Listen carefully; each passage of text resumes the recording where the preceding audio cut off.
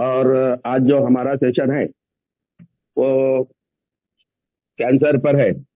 तो कैंसर के बारे में जो भी बात करने वाले हैं हम, तो बहुत सारे लोगों को ये शंका रहती है और बार बार कैंसर के बारे में सवाल पूछते हैं, बार बार रिपोर्ट भेजते हैं कि इसको कैंसर है और ये कैसे ठीक होगा कि नहीं ठीक होगा।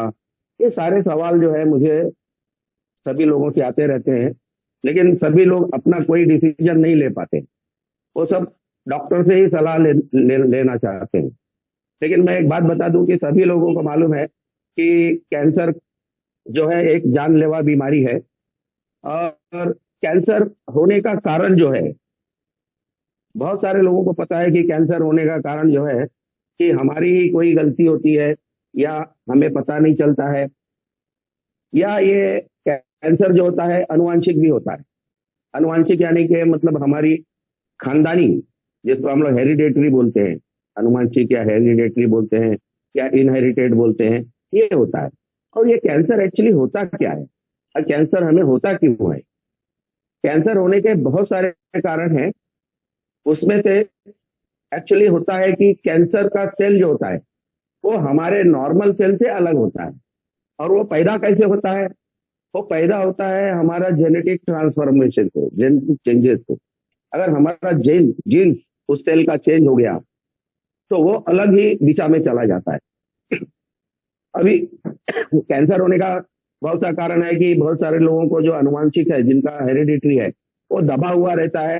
हमारी इम्यूनिटी पावर की वजह से वो ऊपर नहीं आता है।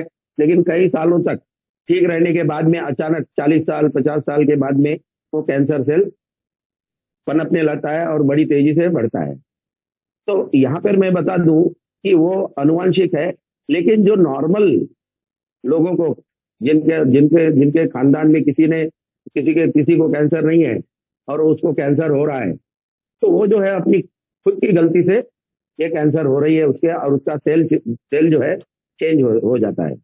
अब सेल होने का चेंज मतलब क्या है कि अगर लगातार किसी चीज को घर्षण किया जाए, या लगातार किसी को, जैसे कि बहुत सारे हम केसेस देखते हैं कैंसर मुंह के माउथ कैंसर। अब ये माउथ कैंसर कैसे होता है कि हम तंबाकू जो है अपने गाल के अंदर रख लेते हैं, आधा घंटा पौना घंटा, कोई कोई लोग तो रात भर रख देते हैं। तो उससे क्या होता है कि वो जो उधर का जो नॉर्मल सेल है वो बार बार घर्षण होने की वजह से अपना जो है मेटाबॉलिज्म चेंज कर लेता है। वो अपने चयापचय की क्रिया चेंज कर लेता है, और चेंज करने के बाद में उसका डीएनए चेंज हो जाता है। अगर उसका डीएनए चेंज हो गया तो वो अलग ही रूप ले लेता है, और वो रूप होता है कैंसर का। अब मैं बता दूं कि ये कैंसर सेल जो है हमारे नॉर्मल सेल से अलग तरीके से बढ़ता है। एक्चुअली हमारा नॉर्मल सेल जो है सिग्नल पर काम करता है। अगर किसी चीज को बढ़ना है या मसल को बढ़ना है, तो कम ज्यादा जो भी सिग्नल मिलेगा उस हिसाब से हमारा नॉर्मल सेल काम करता है। लेकिन ये जो कैंसर सेल होता है, ये जो भी सिग्नल है उसको नजरअंदाज कर देता है और बड़ी तेजी से बढ़ता है। और इतनी तेजी से बढ़ता है कि आसपास के बॉडी ऑर्गन्स को वो अटैक करता चला जाता है। अब वो कहाँ चला जाएगा पता नहीं चलता है, और कितनी फास्ट जाता है वो भी पता नहीं चलता है।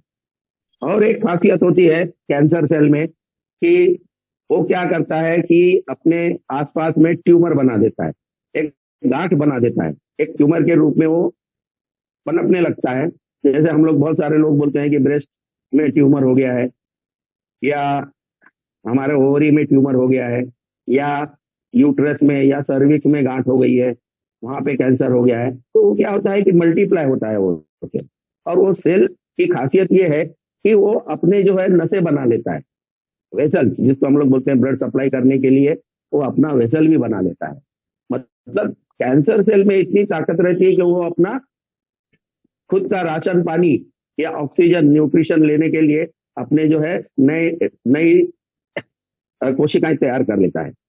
और ये जो है एक ऐसा सेल होता है कि ये एक्चुअली हमारे इम्यून सिस्टम से, जो हमारी इम्यूनिटी है, उससे लड़ने के बजाय में ये चुपचाप बाजू में से निकल जाता है, हमें पता ही नहीं चलता है। अगर इम्यूनिटी पावर अगर आपकी अच्छी है, इम्यूनिटी पावर और कैंसर सेल अगर इन दोनों में बैलेंस है और अच्छा इम्यूनिटी पावर है आपका, आपका सुरक्षा कवच अच्छा है, तो ये कैंसर सेल उसी समय में मर जाते हैं। और मर जाने के बाद में वो शायद गांठ के रूप में वहां पर पड़े रहते हैं, जिसको हम लोग बिनाइन कैंसर भी कहते हैं, वो बहुत सालों तक पड़ा रहता है। तो दो तरह के कैंसर है, बिनाइन कैंसर और मैलिग्नेंट कैंसर। मैलिग्नेंट कैंसर बहुत स्पीड से बढ़ता है, और ये बिनाइन कैंसर जो है गांठ के रूप में कहीं पड़ा रहेगा, सालों साल पड़ा रहता है, उससे हमें कोई नुकसान होता नहीं है, या उसको ऑपरेशन करके निकाल दिया तो चला जाता है। अब सवाल यह उठता है कि ये कैंसर सेल हमारी इम्यूनिटी पावर से बचकर निकल जाता है और कहीं दूर दराज जाकर अपना घर बनाना चालू कर देता है, हमें पता ही नहीं चलता है। तो कैंसर सेल होता कैसे है, तो मैंने बताया कि ये जेनेटिक प्रॉब्लम हो जाए, उसका डीएनए चेंज हो जाता है, हमारे सेल का डीएनए चेंज हो जाता है। और डीएनए चेंज होने के बाद में वो सेल जो है अजीब तरह से कार्य करता है, और वो अनकंट्रोल्ड मल्टीप्लाई होता है। अनकंट्रोल मतलब उसका कोई कंट्रोल नहीं है, और किसी के पास उसका कंट्रोल नहीं होता है। तो कैंसर के बहुत सारे कारण जो है कि भाई कभी किसी लोगों को ओल्ड एज में कैंसर हो जाता है, बहुत सारे लोगों को जेनेटिक प्रॉब्लम होता है, और बहुत सारे लोगों की हैबिट की वजह से कैंसर हो जाता है, जैसे स्मोकिंग है, टोबैको है, टोबैको च्यूइंग है, अल्कोहल है। ये सारी चीजों के वजह से भी बहुत सारे लोग मोटे हैं, या फैट ज्यादा है उनके शरीर में, और या उनका डाइट जो है वो बहुत ज्यादा ही मीट, प्रोसेस्ड फूड और ये चर्बी युक्त पदार्थ खाते हैं।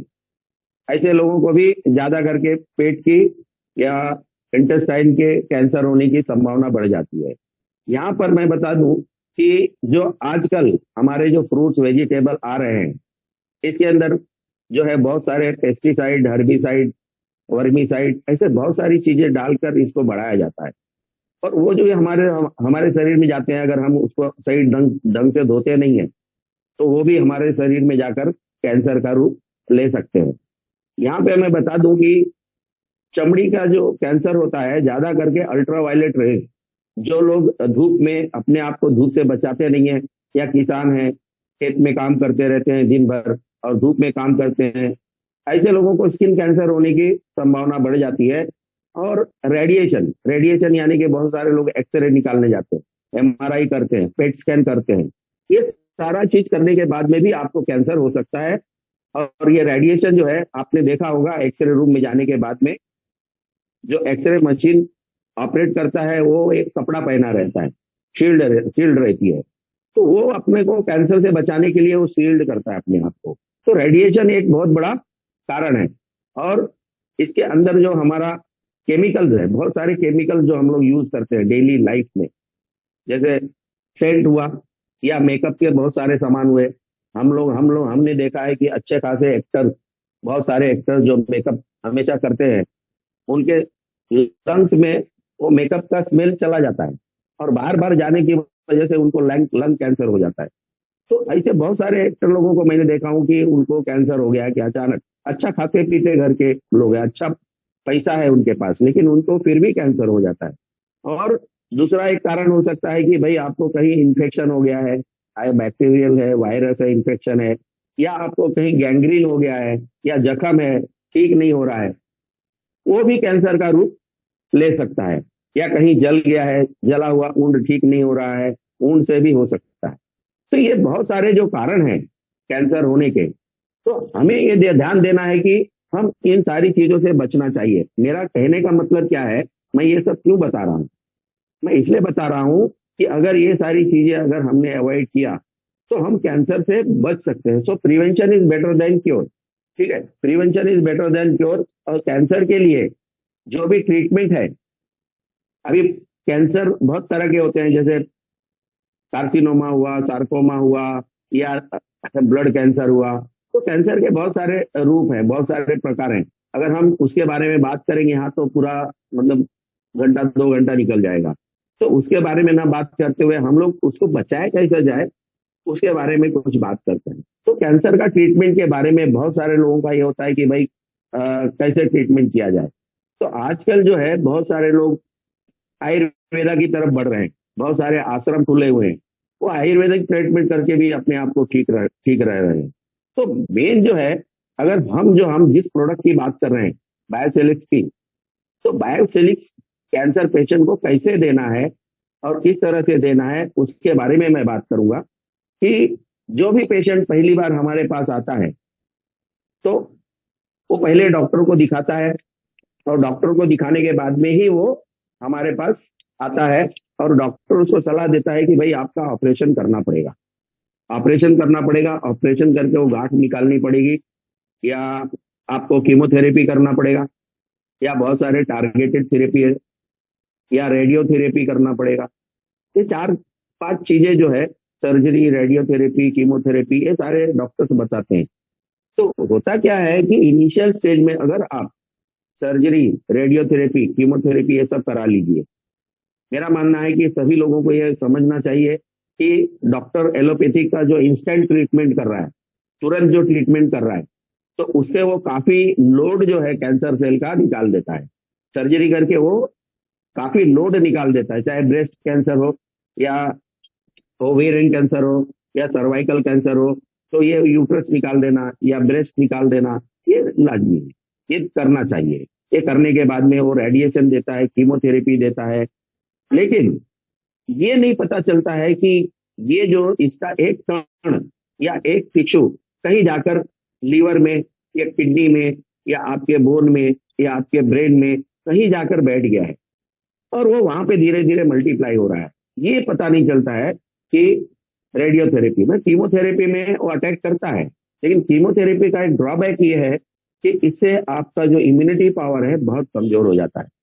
इम्यूनिटी पावर बहुत कमजोर होने की वजह से कभी कभी ऐसा होता है कि आपकी इम्यूनिटी पावर कम होने की वजह से आपको लूज मोशन, नौशिया, ये सारे चालू हो जाए, आपके बाल झड़ने लगते हैं, आप बहुत कमजोर हो जाते हैं, और दूसरा ही कोई इन्फेक्शन आपको अटैक करता है और आप उससे मर जाते हैं।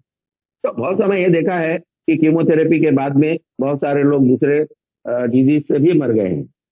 तो हमें क्या करना है कि हमारा जो ये जो है, स्टॉप करना कैसे, कैंसर सेल को स्टॉप करना कैसे है।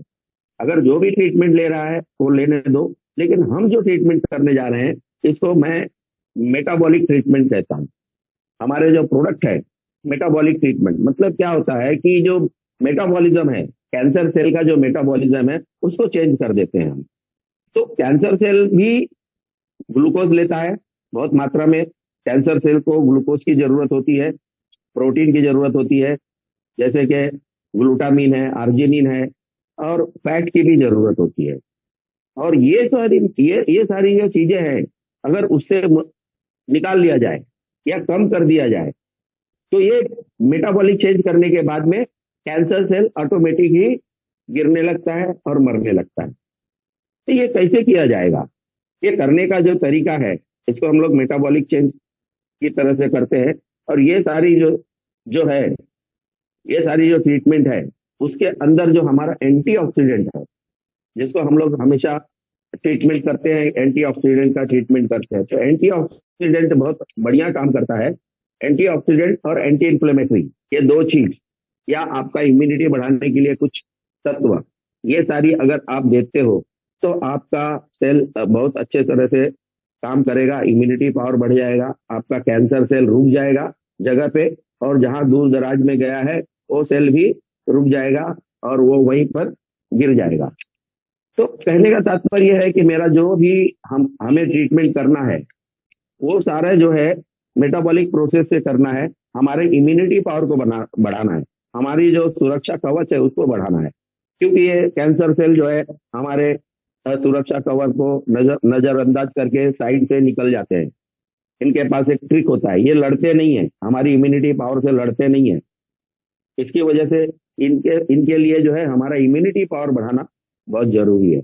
अब इम्यूनिटी पावर बढ़ाने के लिए बहुत सारे फूड्स और बहुत सारे फ्रूट्स बताए गए हैं। तो इसके अंदर बहुत सारे फ्रूट्स में बेरीज आते हैं।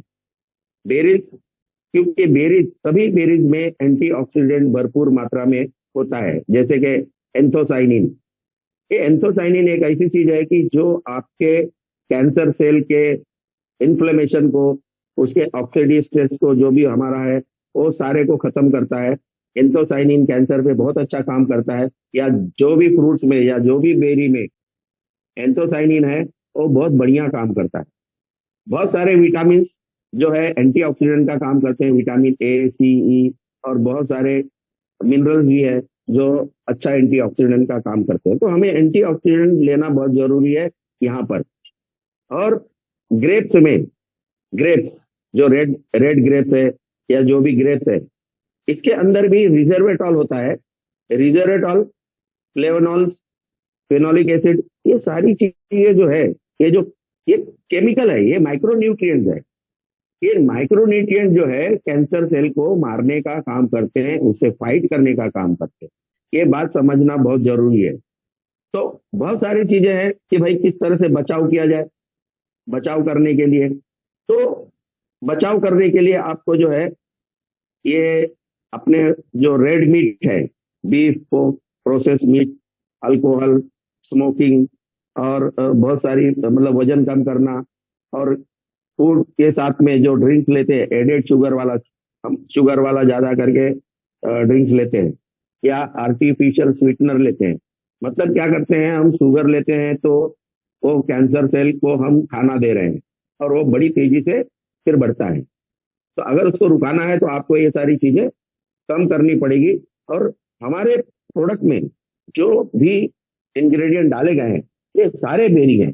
जैसे अकाई बेरी हुआ, ब्लूबेरी हुआ, क्रैनबेरी, स्ट्रॉबेरी, और बार्ली ग्रास एक्सट्रैक्ट, ये कैंसर के ऊपर बहुत अच्छा काम करता है।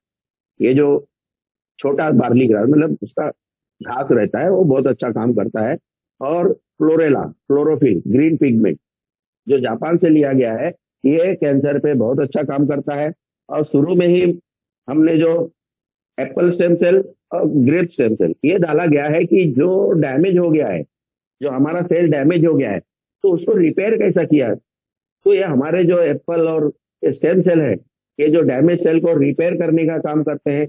जो गंदा सेल टूट कर खराब हो गया है, उसको निकालने का काम करते हैं। ये सारी चीजें जो है, ये दोनों काम करते हैं। उसके बाद में एस्टाजेंसिन, अगेन कैंसर पे सुपर एंटीऑक्सीडेंट, इम्यूनो बूस्टर है, एंटी इंफ्लेमेटरी है। उसके साथ में रिजर्वेटॉल, मैंने अभी बताया, रिजर्वेटॉल हमारा रेड ग्रेप से लिया गया है। ओमेगा 3, 6, 9 भी बहुत अच्छा काम करता है हमारे सेल मेम्ब्रेन को बनाने के लिए, या हमारे ब्रेन के लिए, या जो भी सेल नए बनेंगे उसको बनाने में ये मदद करता है। और उसके साथ में हमारे पास जो क्यूटेन है, कोक्यूटेन, कोक्यूटेन जो हमारे सेल को एनर्जी देता है, हमारे मसल को एनर्जी देता है। तो ये सारी चीजें हमको चाहिए कैंसर के लिए। तो जो भी मेटाबॉलिक ट्रीटमेंट अगर हम कर रहे हैं, तो जो भी ट्रीटमेंट डॉक्टर करता है, सर्जरी करता है, कीमोथेरेपी करता है, या कोई टारगेटेड थेरेपी करता है, बहुत सारे लोग अल्टरनेटिव थेरेपी करते हैं, बहुत सारे लोग कुछ अलग अलग ट्रीटमेंट करते हैं, उनको उसका काम करने दीजिए। लेकिन हमारा जो प्रोडक्ट है, वो आपके पूरे बॉडी को बनाने का काम करेगा, पूरे सेल को खत्म करने का काम करेगा। और इतना बेहतरीन रिजल्ट आ रहे हैं आज, जितने भी टेस्टिमोनियल हमारे पास आ रहे हैं, ये बहुत बढ़िया काम करने की वजह से है। अभी जो मैंने बताया कि जितने इंग्रेडिएंट जो काम कर रहे हैं, तो बहुत सारे लोग टेस्टिमोनियल बोलते हैं कि ये कैंसर पे रिजल्ट आया है, इधर कैंसर पे रिजल्ट आया है, उसका इम्यूनिटी पावर बढ़ गया है, वो बिस्तर पे पड़ा हुआ था, वो चलने लगा है। ये क्यों हो रहा है? क्योंकि इसके अंदर वर्ल्ड के टॉप बेरीज और टॉप फ्रूट्स और टॉप एंटीऑक्सीडेंट डाले गए हैं। तो दोस्तों, सवाल ये है कि ये प्रोडक्ट लेना चाहिए कैंसर वाले को, बिना सोचे समझे, बिना मुझसे बात किए हुए। आप शुरू में 2 सैचेट चालू कर दीजिए इमीडिएटली, बिना सोचे समझे कि जब डॉक्टर बताएगा तो ही लेंगे, ऐसा नहीं है। आप खुद डॉक्टर बन सकते हो। मैंने आपको पूरा बता दिया है, सब पूरा समझा दिया है कि भाई कैंसर कैसे होता है, किस तरह से वो अपना बिहेव करता है, किस तरह से फास्ट डेवलप होता है। और ये जो है म्यूटेशन, जिसको हम लोग बोलते हैं म्यूटेशन, ये अपना रास्ता बदल लेता है। सेल जो होता है, बार बार अगर आप उसको इरिटेट करोगे, बार बार उसको तकलीफ दोगे, तो सेल जो है अपना रास्ता बदल के वो कैंसर सेल में कन्वर्ट हो जाता है, अपना डीएनए चेंज कर लेता है। अपना डीएनए चेंज कर लिया तो वो बड़ी स्पीड में बढ़ता है, क्योंकि फिर वो सुनता नहीं है तुम्हारे सिग्नल को सुनता नहीं है कि कब बढ़ना है, कब रुकना है, वो सुनता नहीं है, और बहुत स्पीड में बढ़ता है। तो एक इरिटेशन जहां भी होता है, बार बार घर्षण होता है, मैंने देखा है कि कश्मीरी लोग जो है पहले जमाने में एक गर्म मटकी लेके चलते थे, इतनी ठंडी होती थी वहां पे। तो उनको जो है ना पेट के अंदर वो स्किन में कैंसर हो जाता था, फ्रिक्शन की वजह से। जैसे मैंने बताया भी कि कैंसर होता है, माउथ कैंसर क्यों होता है, क्योंकि बार बार आप उसको घसते हो, आपके तंतु को घसते हो, आपके मुंह के जो म्यूकस मेम्ब्रेन है जो भी है, या एपिथेलियल सेल है, उसको बार बार घसते हो, या आप सिगरेट बार बार पी के, या धुआं बार बार पी के आपके लंग्स के एपिथेलियम को खराब कर रहे हो, या बार बार घस रहे हो, तो कैंसर होने की संभावना हो जाती है। अगर उससे बचना है, कैंसर से बचना है, तो पहले से ही अपना इम्यूनिटी पावर बढ़ा कर रखिए। अगर आप अपनी इम्यूनिटी पावर बढ़ा के रखेंगे, तो जैसे ही कैंसर सेल पनपने लगेगा, ये हमारा इम्यून सिस्टम जो है उसको अटैक करके खत्म कर देगा, और आप कैंसर से बच सकते हैं। तो हमारा प्रोडक्ट जो है बिना कैंसर हुए भी आप ले लीजिए। तो prevention is better than cure. आज मैं कह रहा हूं कि भाई ये प्रोडक्ट जो सभी लोगों ने लेना चाहिए। क्यों? क्योंकि अब हमको क्या करना है, अब बचाव करना है, हमारी प्रतिरक्षा प्रणाली को मजबूत करके रखना है कि ये कैंसर सेल हमारे शरीर में घुस ना पाए, और घुस जाए तो वो तुरंत जगह पे खत्म कर दिया जाए। हमारे सैनिक तैयार रहने चाहिए, रक्षक तैयार रहने चाहिए कि अचानक अगर पनप भी गया तो उसको मारने की तैयारी रहनी चाहिए। तो इसलिए ये जो अपना प्रोडक्ट है, ये हम कहते हैं कि सप्लीमेंट्री फूड है, लेकिन ये मैं कहता हूं कि कॉम्प्लीमेंट्री मेडिसिन है।